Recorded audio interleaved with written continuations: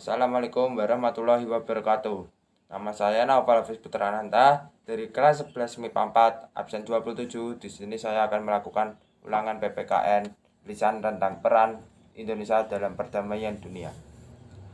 Soal yang pertama ada hakikat hubungan internasional. Yang pertama ada pengertian hubungan internasional secara umum, yaitu hubungan antar bangsa atau negara di seluruh dunia.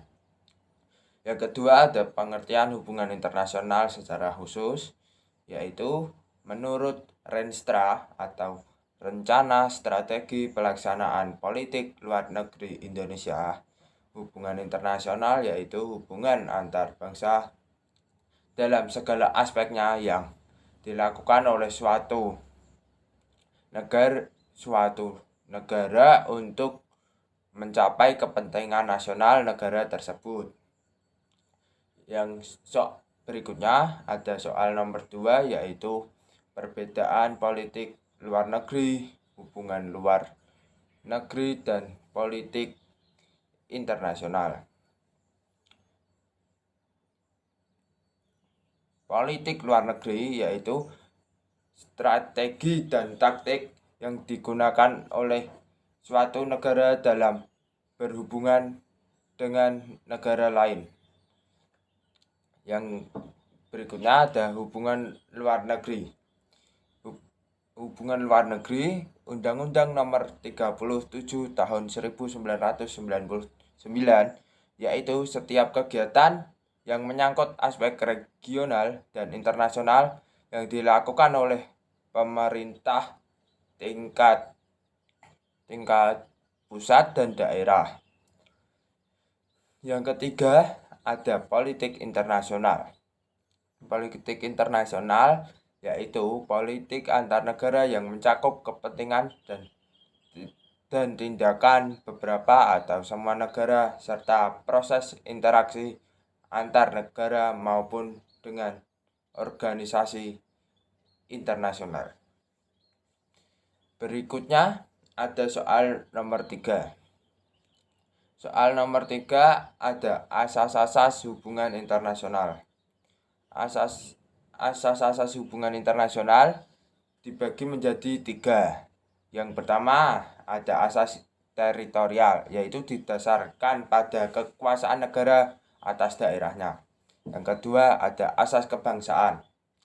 Asas kebangsaan yaitu didasarkan pada kekuasaan negara untuk warga negaranya.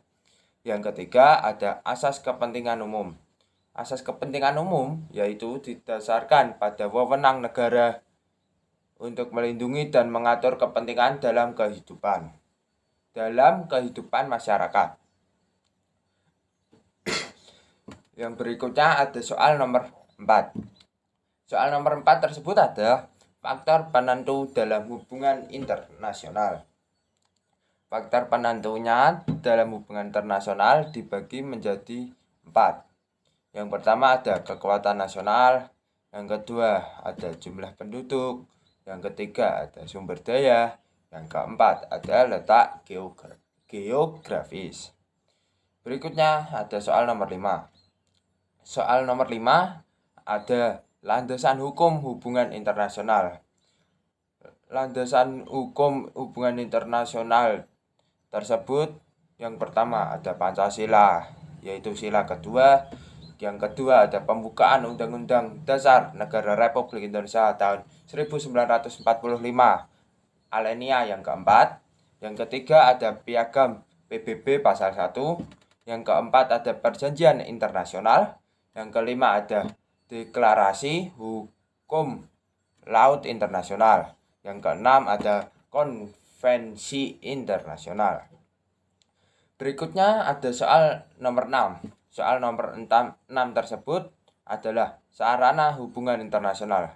Sarana hubungan internasional dibagi menjadi 4. Yang pertama ada diplomasi. Yang kedua ekonomi. Yang ketiga propaganda. Yang keempat ada kekuatan militer. Berikutnya soal nomor 7 adalah subjek hukum internasional. Yang pertama ada negara. Yang kedua organisasi internasional.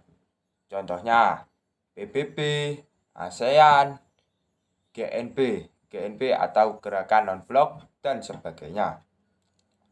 Yang ketiga ada Tahta Suci, yang keempat Palang Merah Internasional, yang kelima individu, yang keenam pihak yang bersengketa. Berikutnya ada soal nomor 8. Soal nomor 8 adalah pentingnya hubungan internasional bagi negara Indonesia. Yang pertama, ada suatu bangsa yang merdeka tidak dapat hidup sendirian. Yang kedua, ada untuk menjaga kelangsungan hidup dan mempertahankan kemerdekaan suatu negara tersebut tetap membutuhkan negara lain. Yang ketiga, ada berkembangnya iptek yang lebih cepat membuat suatu negara akan berpengaruh pada negara lain. Yang keempat, ada tidak selamanya suatu negara dapat memenuhi kebutuhan negara sendiri. Yang kelima, ada tanggung jawab sebagai warga dunia untuk mewujudkan kehidupan dunia yang tertib, aman, damai, adil, dan merata. Berikutnya ada soal nomor 9. Soal nomor 9 adalah politik luar negeri Indonesia. Politik luar negeri Indonesia itu ada bebas aktif. Yang pertama ada bebas. Bebas artinya kita bebas menentukan sikap dan pandangan kita terhadap masalah internasional dan terlepas dari ikatan kekuatan dunia secara ideologis, yaitu Timur komunis dan Barat liberal. Yang berikutnya ada aktif. Aktif artinya ikut aktif dalam memperjuangkan perdamaian dunia dan pastinya ikut aktif dalam memperjuangkan ketertiban dunia. Soal nomor 10. Ada landasan hukum politik luar negeri bebas aktif. Yang pertama ada IDIL atau Pancasila. Yang kedua ada konstitusional. Konstitusional yaitu pasal 11, pasal 13 Undang-Undang Dasar Negara Republik Indonesia tahun 1945. Yang ketiga ada operasional. Di operasional tersebut dibagi menjadi 2. Yang pertama ada Kepres Sidenan tentang politik luar negeri, dan yang kedua ada Peraturan Menteri Luar Negeri. Berikutnya soal nomor 11. Soal nomor 11 yaitu prinsip dasar politik luar negeri Indonesia. Yang pertama ada negara kita menjalani politik damai. Yang kedua ada negara kita bersahabat dengan segala bangsa atas dasar saling menghargai dan tidak mencampuri persoalan di negara lain. Yang ketiga ada negara kita memperkuat sendi-sendi hukum internasional dan organisasi internasional. Berikutnya soal terakhir nomor 12, yaitu kerjasama dan perjanjian internasional yang bermanfaat bagi Indonesia. Kerjasama dan perjanjian internasional yang bermanfaat bagi Indonesia dibagi menjadi 3. Yang pertama ada bilateral, yang kedua multilateral, ketiga regional. Yang bilateral contohnya RI dengan RRC tentang duit kewarganegaraan.